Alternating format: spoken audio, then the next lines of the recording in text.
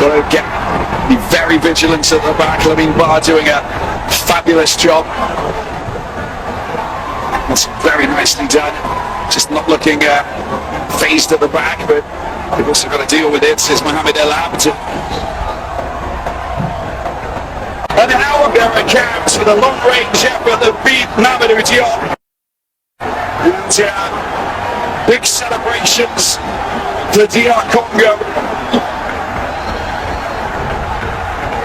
And there's the goal scorer. Not bad at all from Charles Piquel, who plays his football in Italy, of course, Swiss born.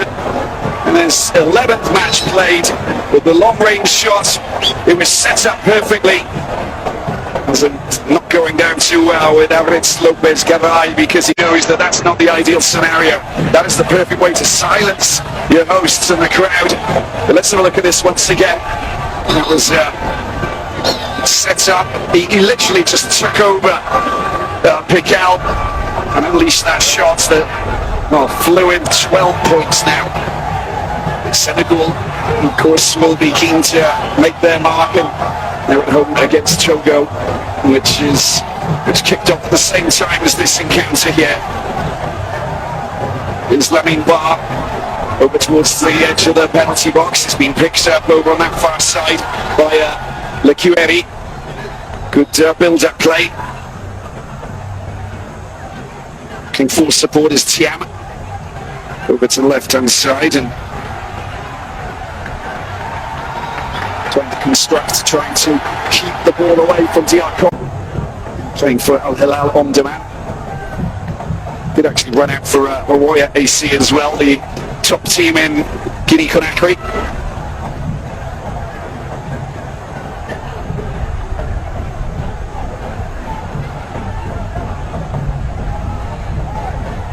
On va repartir sur Lamine Ba.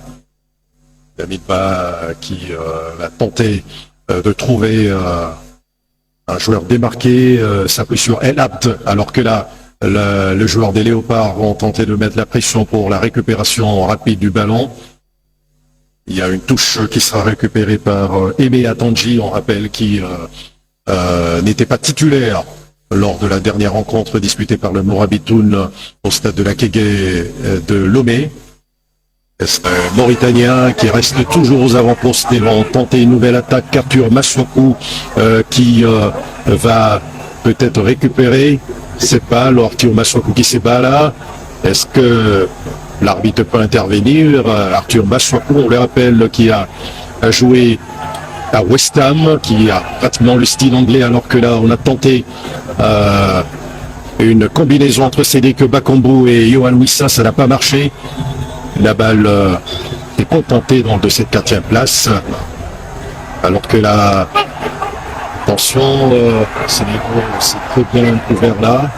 Il faut vite repartir aux avant-postes. Mais Chakelia, est-ce que va-t-il leur attraper cette balle? Mais Chakelia, grâce à sa pointe de vitesse, qui va tenter d'alerter dans la surface de réparation un certain Cédric Bakambu, heureusement expulsé lors de son dernier passage ici en Mauritanie pour le compte de la manche allée des éliminatoires de la Coupe d'Afrique des Nations Côte d'Ivoire 2023. Un but partout, Cédric Bakambu qui n'avait pas gardé son sang-froid et qui s'était fait expulser après avoir récupéré un 2e carton jaune, alors que nous allons suivre ce corner tiré par Arthur Massouakou qui à l'arrêt tombé. Certainement les Mauritaniens qui vont tenter d'enrayer de se relancer, alors que Chakelia, encore lui, pour aider un tout petit peu, c'est clair qu'il y a une nouvelle position de hors-jeu.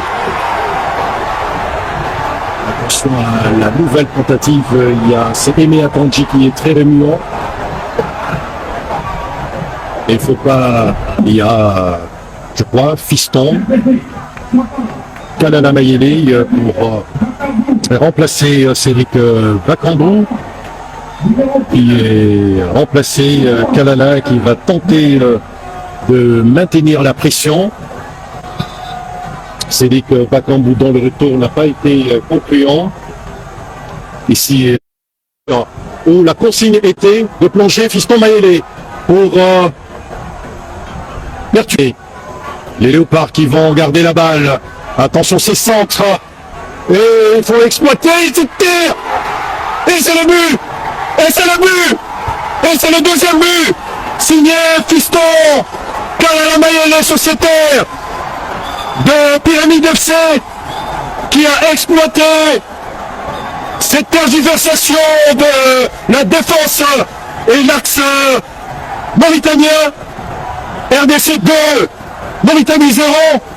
Il a raison, Dimitri Berthaud, de venir congratuler ces gestes justement qui portent la signature de Fiston Mayele, sociétaire, alors qu'on revoit l'action.